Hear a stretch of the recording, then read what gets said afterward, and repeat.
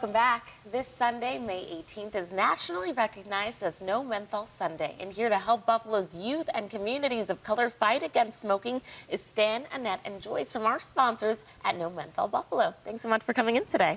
Thanks for having us. Of course. Well, first I'll have you tell us more about the mission of No Menthol Buffalo.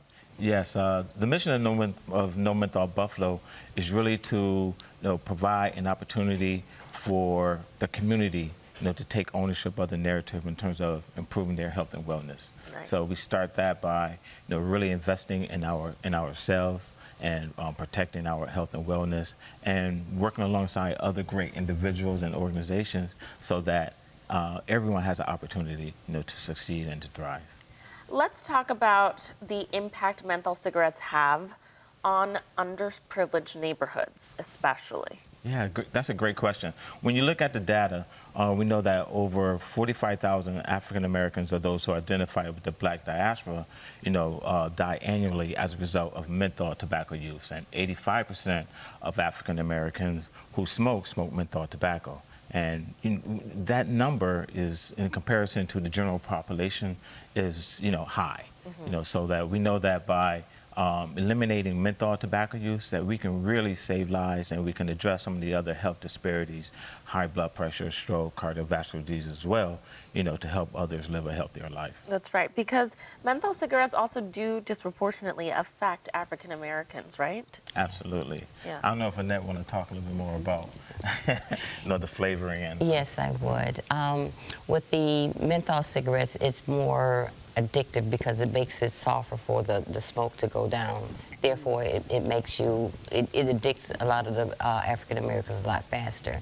And one of the things, my key point is being out in the community and talking to the people. A lot of them say, well, I don't smoke, so it doesn't affect me. And I want to be the first to say, yes, it does. Second and third hand smoke is just as dangerous as if you were putting a cigarette to your mouth. Mm-hmm. And do you find advertisement is targeting African Americans more?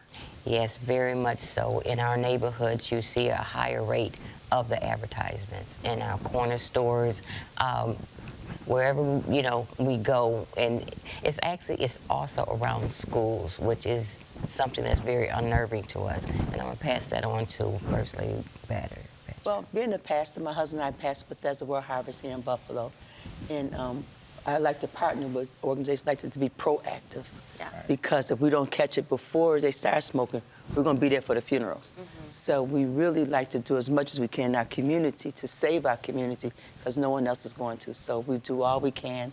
Our churches are just rally around, this organization was out yesterday in the community, had a great event, several thousand people. Oh, wow. 12, 14. And we was out there just spreading the good news. Yeah, 14, amazing. Yeah. All right, let's get into No Menthol Sunday. What is this day all about? Yes, No Menthol Sunday is a national observance of where faith leaders and community leaders come together and they speak to the congregation about preventing the initiation of youth tobacco use. They talk to the congregation about, hey, if you do smoke, you know what, there's ways that you can quit. And they're going to be promoting the New York State smokers, well, the New York State Quit Line. They changed their name a little bit. They removed the term smoker. So they can contact the New York State Quit Line, for nicotine replacement therapy, the gums, lozenges, patches, and also proactive counseling. So it's really what we've been able to do here in Western New York with the assistance of Annette and First Lady Joyce Badger is to mobilize faith leaders from Buffalo to Niagara Falls to participate in this national initiative locally. Nice. All righty. So when people come out, they're going to be given resources to be able to quit. Definitely. Absolutely, yes. And the resources, there'll be information, literature, in terms of about menthol. You were asking earlier about menthol tobacco, and as Annette was saying, menthol is the flavor that sweetens the poison. It masks the harshness. Okay. And we know that when we look at our communities, our neighborhoods, Black and brown communities, there's a plethora of tobacco advertising and accessibility and cheaper products as well. So we're going to build awareness and education, but also creating an off-ramp, exit ramp for those who want to quit. And if I just might add real quickly, we're not against those who smoke or vape. We're against the intentional target marketing in marginalized communities with a deadly product, when used as intended, kills people. Right. Okay, that makes sense. When and where is this event happening, and how can our viewers come out? Well, Bethesda World Harvest International Church is our home church, for this initiative. So that'll be on Sunday, May 18th from 10 to 10:30.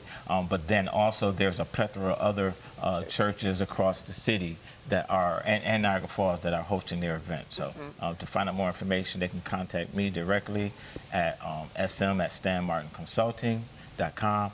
And also they can go to nomentholsunday.org to register for an event if they like. Beautiful. And I'd love to ask you about the campaign that you're adorning with this red heart. Yes. Tomorrow actually is Hypertension Awareness Day. So we know that tobacco use exacerbates health conditions such as high blood pressure and stroke and other cardiovascular disease. So we're going to partner with faith communities and other providers to raise awareness, to raise education about how they can manage their high blood pressure, how they can manage their food and nutrition so that, they can lead a healthier life. And one of the things I will say that we're also partnering with the faith community to have a call to action to retailers not to sell tobacco on Sunday, May 18th. That's just a start. We do have some supermarkets and corner stores that have voluntarily agreed not to sell tobacco, period. And we're also asking other store owners to be responsible businesses and to take the challenge as well. I love that. All righty. Well, thank you so much for coming in and talking about a great initiative. Viewers, if you'd like to support our sponsors' efforts in preventing youth from becoming the next generation of tobacco users, you can visit nomentholbflo.org and visit nomentholsunday.org to participate in this weekend's No Menthol Sunday campaign. Thanks again for coming in. Thank you.